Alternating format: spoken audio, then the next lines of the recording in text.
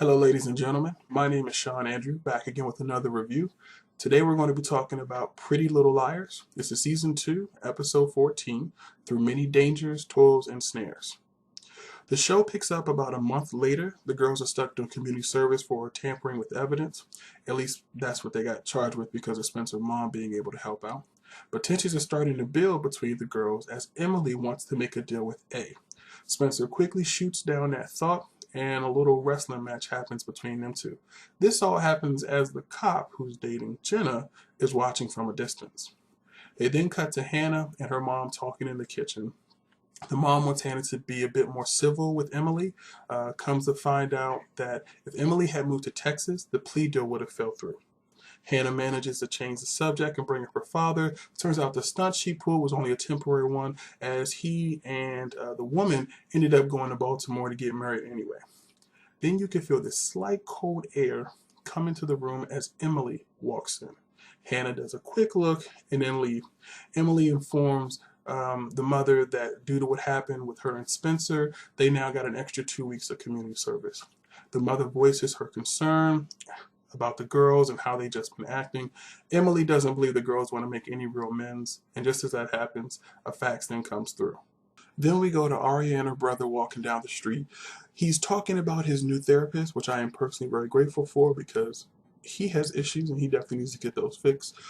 That's when they end up bumping into Mr. Fitz. There's that awkward moment. Aria tries to find a reason for her brother to go throw something in the trash. And for those few moments, Aria brings up about how she's still on the fence about things and how now isn't really the best of time.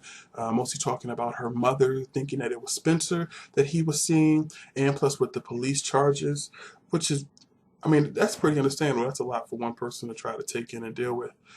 Then they change it around at the school. They have the cop is talking on the phone, quickly hangs up after he sees Spencer. Spencer starts questioning him, asking him all these comments about the timing of things. The shovel just happened to show up, him and Jenna being in town square.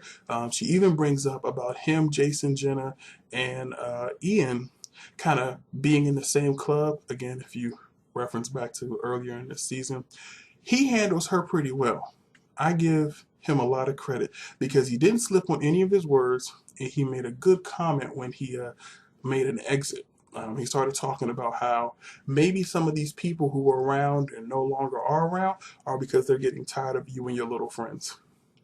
Can we say zinger? I mean, seriously, that was great. Then they go to Emily is confronting her coach about being back on a swimming team, showing her the medical records and saying that she got a good, clean bill of health, which I'm starting to think maybe this was the fact that she had got earlier. But the coach doesn't fully see it that way.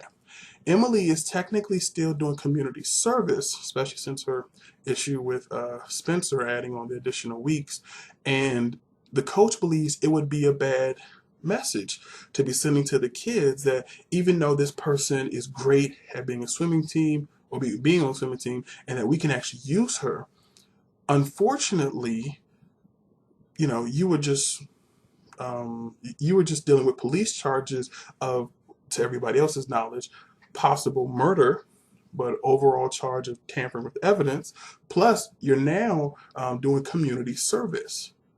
And I agree with the principal. I mean, I agree with the coach on that because she goes on to talk about how she has to wait till she talks with the principal to make the final decision. Emily looks pretty blown.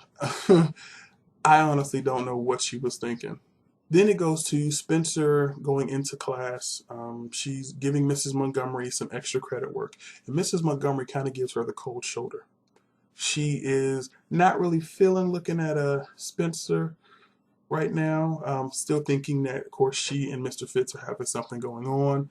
Spencer turns around and bumps into Emily. Emily quickly returns the favor by throwing Spencer's books down on the ground. Mrs. Montgomery has to step in as a teacher should do. And as the girls are picking up their books, Emily gets a text saying, "You were always my favorite. Want to make a deal?" Well, Emily looks around, and very interesting how the writers put this into perspective because the girls got to catch something. I mean, how is that somebody just happens to text them and no one else is around? How they're going to actually talk that up? is going to be very interesting. But again, I say bravo to the writers for keeping people guessing and not being too obvious with things. Either way, there's some writing on the chalkboard, and Emily circles yes repeatedly. Then they go to Aria is complaining to Hanna about not being able to talk to Mr. Fitz when they bumped into each other, thinking that she felt like she would have had herself better together, but I don't feel like she should blame herself as much, only because her brother was standing there. It did happen completely out of the blue. Some things just catch you off guard. There's nothing else you can really do about that. Hanna does quickly remind her about maybe it's the best thing as of right now, with all the stuff that's going on. All the same things that Ari had her thoughts about when dealing with her, when dealing with him as well. Then they have another awkward moment as Emily shows up as Ari and Hanna are walking away. They do another odd little pause at each other. Emily moves to the side and then goes onto a locker where she ends up finding a note that says, "Tonight at 10." They then transition over to Lucas appearing in the courtyard to tell Hanna that he's found more pictures of her while doing community service and that she's in the orange jumpsuit. And, this is really getting around. Someone's taking pictures of her. But that's not the interesting part of this. When he opens up his laptop to show the pictures, there's a screenshot of a website he was last on called RJ Hume's Online Sportsbook. Can we say somebody's gambling or being a bookie? That's definitely going to come back to be interesting in its own right. And then they go towards the flirty portion. Lucas says, "Oh, well, you look good in just about anything, And she's like, "Oh, Lucas, really? Oh, you're so funny." It's so sappy. Again, that's why I watch this. Then they move over to Spencer walking up slowly to Toby's truck. He's standing outside looking very curious. He's definitely been getting the short end of the stick through all of this. She tells him about her sister needing having medical issues and is currently out of town. Which, if you think about it, your fiance or ex-husband, he just got allegedly attached to killing a young girl, and then he turns around and then shoots himself. She doesn't know any of the real story, which makes that even more explainable why she would need some medical help. On top of that, she goes to talk about how, she still has 2 more weeks of community service because of what happened between her and Emily. He starts to show concern, as he does. He's been, from the very beginning, when they really started to connect, like you can tell he's been trying to open up. And he seems to want to give her something that helps to lighten up her spirit. There's some type of, I'm going to say, a handmade wooden chair in the back of his truck. She seems very impressed for just a moment. But then she starts to seem depressed. Like, she's doing the same thing I already did with Mr. Fitz. Like, this just isn't really the best time. I can't really explain anything. She then begins to blast him and says, "You need to keep more of an eye out on your sister and her cop of a boyfriend." He gets angry and then drives off. Why is that when one person is upset, they take it out on everybody else? I guess that's just how people are. Meanwhile, Emily shows up at this location that looks like an abandoned greenhouse, but she's not alone. Come to find out, the other girls are there as well. They start smiling at each other, and Emily says, "Looks like someone took the bait." That's when you start to see that, okay, this is all fake. The girls are actually still friends. They're completely putting on a good front for whoever's around them. And that's genius. I love that whole setup. That again goes to, at least in my head, good story writing. But then by the end of that conversation, they feel that A will actually continue to follow Emily because they feel she's the weakest link. I'm still on the fence about that. We'll see how that plays out. They transition over again to Lucas is walking Hanna home, and when they get there, there's a huge surprise waiting for her. It's Caleb.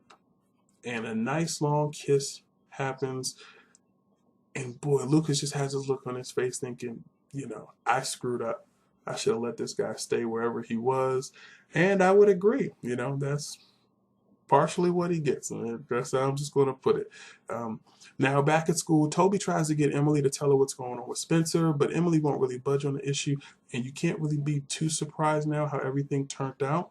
Now having a better understanding that it is just a game to an extent. They aren't doing it directly to be mean at Toby. It's just how stuff ends up happening. The good guy always gets shafted. They then go over to Aria as she's sneaking into Mr. Fitz's office to return a book.